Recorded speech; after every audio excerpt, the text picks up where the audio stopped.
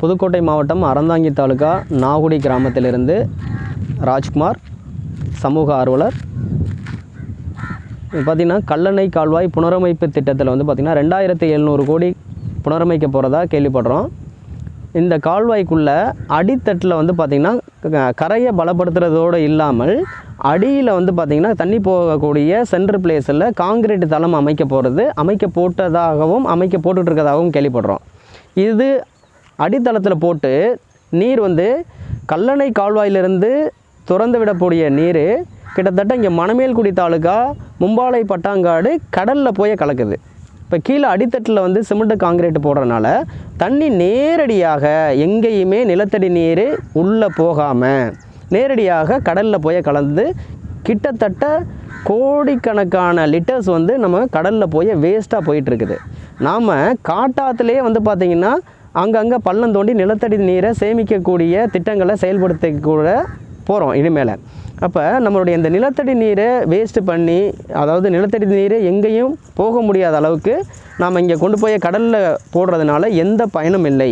அதனால் அதாவது இந்த கிளையாற்றுலையும் சரி கால்வாயிலையும் சரி சென்டரில் உள்ள அந்த காங்கிரீட் தளத்தை போடாமல் கரையை பலப்படுத்தி ஆறுகள், அதாவது குளங்களையும் குட்டைகளையும் நிரம்பி இயற்கையை வந்து கொண்டு போய் சேர்க்கணும். ரெண்டாவது, விவசாய நிலங்களும் வந்து பார்த்திங்கன்னா சுருங்கிட்டு வந்துடுச்சு, குளங்களும் ஆக்கிரமிப்புகள் நிறையா போயிடுச்சு.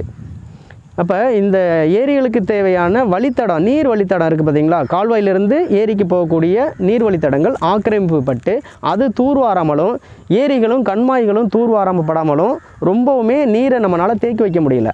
இந்த தேக்கி வைக்க முடியாத சூழ்நிலையினால் இப்போ வந்து பார்த்திங்கன்னா கிட்டத்தட்ட 3 மாதம் வரக்கூடிய தண்ணி இப்போ 6 மாதமாக வந்துட்டு இருக்குது.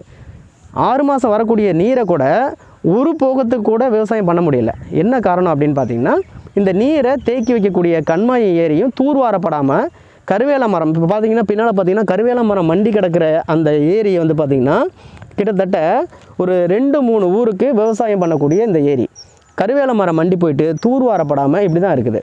திட்டங்கள் எல்லாமே பெயரளவுக்கு நடந்துகிட்டு இருக்கே தவிர யாரும் அதை கண்காணிக்கிறது இல்லை.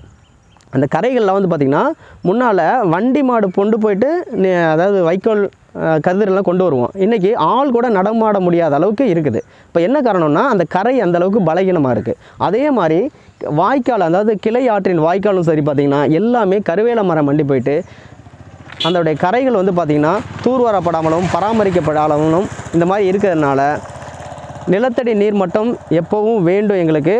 அதனால் சென்டரில் வந்து பார்த்திங்கன்னா காங்கிரீட் தளம் அமைக்கிறத நிறுத்திட்டு பலமான கரையையும் நீர் போகக்கூடிய ஏரிகளுக்கும் கண்மாய்களுக்கும் போகக்கூடிய வழிகளை தூர்வாரி கண்மாய்களை ஆழப்படுத்தினால் மட்டும்தான் இந்த நீர் வந்து பயனுள்ளதாக இருக்கும். இல்லைன்னா கல்லணையில் திறந்து விடக்கூடிய நீர் வந்து பார்த்திங்கன்னா காவிரி ஆற்றில், அதாவது கடலில் தான் அதிகமாக கலந்து வேஸ்ட்டாக போயிட்டுருக்குது. அதாவது யாருக்கும் பயனற்ற மாதிரி போயிட்டுருக்குது. இதை நிறுத்தி கரையும் மற்ற விஷயங்களை பலப்படுத்துமாறு இந்த புனரமைப்பு திட்டத்தில் மிக தாழ்மையுடன் கேட்டுக்கொள்கிறோம்.